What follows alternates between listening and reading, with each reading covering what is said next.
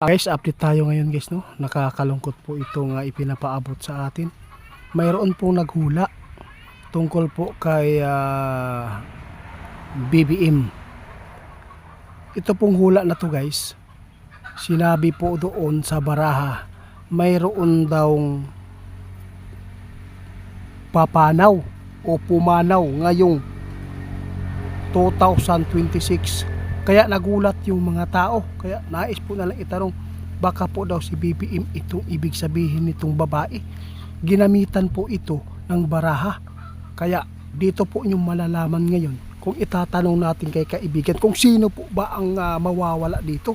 Si BBM po ba o anong ibig sabihin nitong manghuhulang ito? Babae po ito guys. Tugunan po natin sa pagkakaroon, no?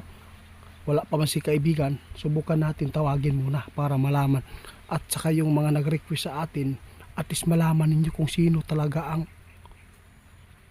mamamatay ngayon 2026. Sabi po ng naghula nito. Kaibigan, ninyo. Salamat kaibigan, nandito kayo.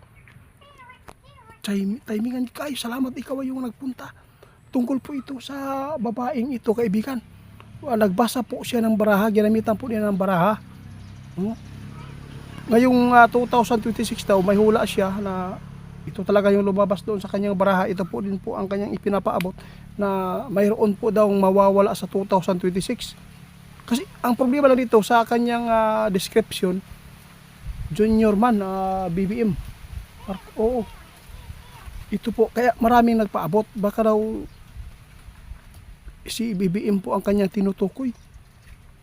Gusto ko malaman, ano po ba ito ibig sabihin niya? Ikaw yung tatanungin ko, may nakita ka ba na si BBM talaga ang mawawala dito? O sa bagay, taba ka. Guys, walang nakakahula kung kailan mamamatay yung tao. Pero yung sinabi ng babaeng ito, hindi po natin alam kung sino ang tinutukoy niya. Basta sinabi po daw niya na mayroon po daw mawawala ngayong 2026. Hindi po natin alam ha. Pero may ipinapaabot si kaibigan dati pa na mayroon pong mga politiko na mawawala. Ha? Ibig sabihin nito, hindi si BBM. Pero nakakatakot po ito kasi may description po siya doon daw na si BBM talaga yung tinira, ha? Oo, kaya sa lahat po ng nakapanood dyan, no, hindi po kinuntra ni kaibigan kung ano po ang hula nila dahil po kanya-kanya naman po ang nakikita. Kasi po hindi naman lahat ng tao ay walang kaalaman. Kasi may mga tao talaga na may mga taglay talagang kapangyarihan ba na nakakakita. Pero iba po ang kanyang ginagawa kaibigan. Dahil po yung ginagamit po nila ay baraha.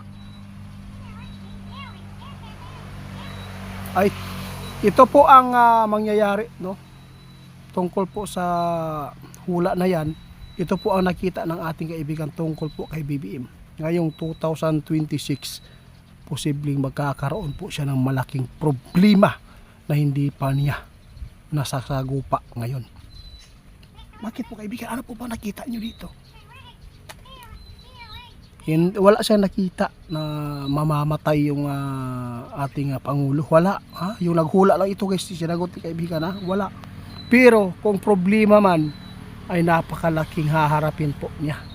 Ito po siguro ang sinabi ng ating kaibigan tungkol siguro sa mga flood control, sa mga tao ngayon na sikretong nagagalit dahil sa nakaw ng mga taong na-involve ngayon. Pero unti-unti naman pong nagkaroon po ng patunay kaibigan na mayroon daw makukulong ngayong hindi pa magpapasko.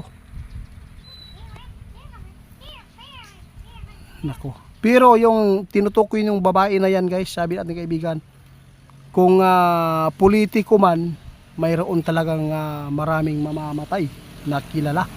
At saka kung si BBM man po ang kanyang tinutukoy na mawawala ngayon 2026 sa hula niya doon sa baraha, posibleng hindi yan mangyayari. Pero ang haharapin ni BBM po doon, nakita ng ating kaibigan ngayon guys, malaking problema ang kanyang masasagupa ngayon 2026. Hindi pa natin alam guys ha, kasi sabi ng iba ka ito lang ang karma. Pero wala naman po talagang mga tao na perpekto dito sa mundo. Sino po ba ang nakapagtuklas sa mga kurap? Si BBM, di ba kaibigan? Maraming humahanga. Oo. Hindi nyo alam. Hindi yan talaga dadaan po. Yung mga nangurap ngayon, hindi yan dadaan po sa ating facility. Hindi yan maa-approve kung hindi po dumaan sa kanya. Bakit ngayon po ba na-booking? Bakit? Kasi nga, sa daming mga nangyayaring mga flood control na hindi maganda ang ginagawa dahil sa pagkasira agad na hindi pa umaabot ng 1 year o 2 years ang serbisyo na mga ginagawa ng mga kontraktor dyan. Kaya ito po ang nangyari. Kung hindi po yan niya inihayag ng ating Pangulo, posible siya po yung maiipit dito. Di ba? Oo, salamat kaibigan ha. Maghanda na lang tayo guys, sabi ng ating kaibigan. Ang nakita lang po niya na mangyayari kaya BBM sa 2026 problema.